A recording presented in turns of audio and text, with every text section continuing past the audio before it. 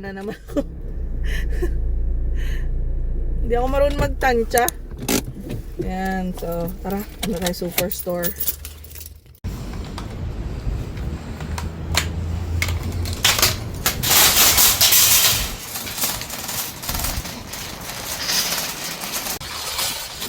Sobrang lakas ng hangin, saka malamig.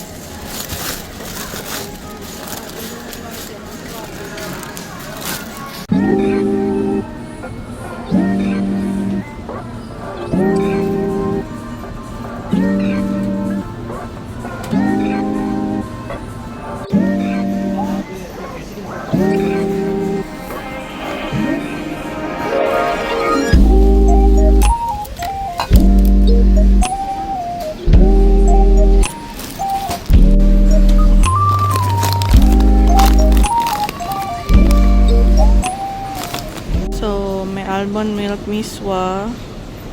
Soda wala pa. Wrapper wala. Chicha hotdog.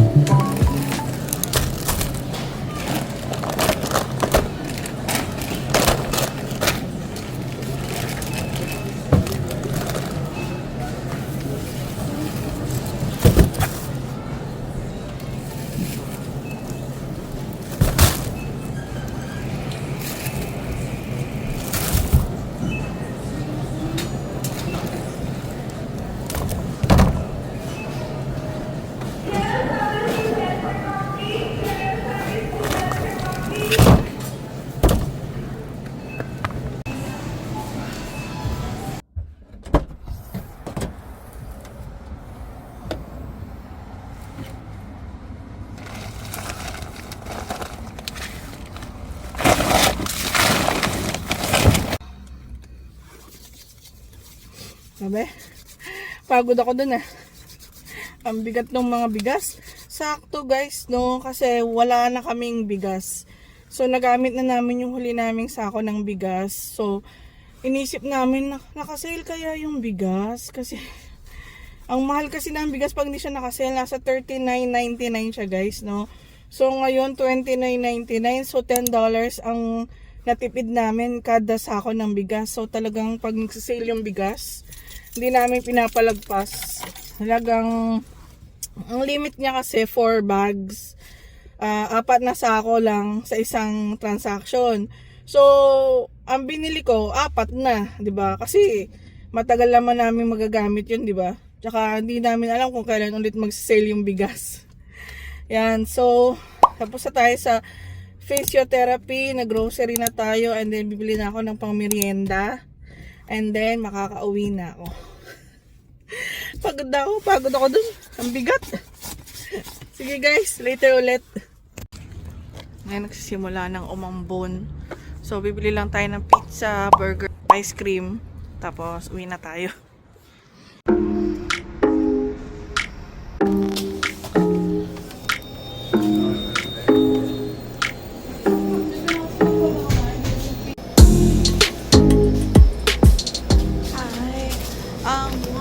Classic pepperoni and then 1 hula Hawaiian, please.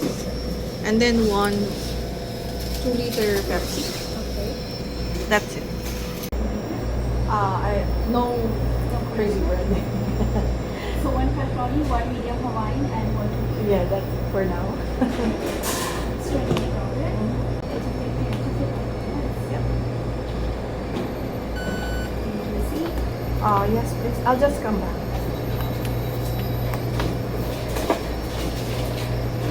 Thank you.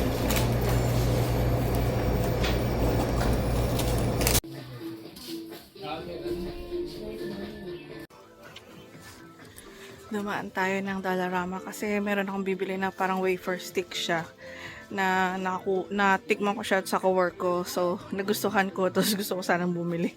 So, titingin tayo dito sa Dollarama. Wala dito. Puro delata dito. Siyang snack.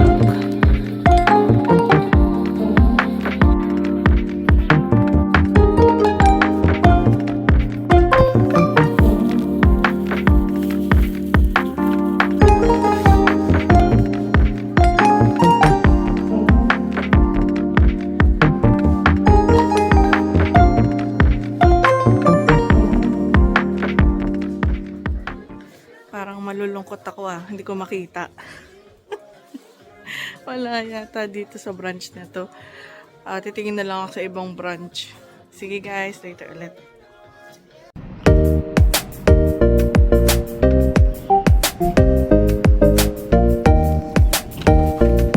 Door open.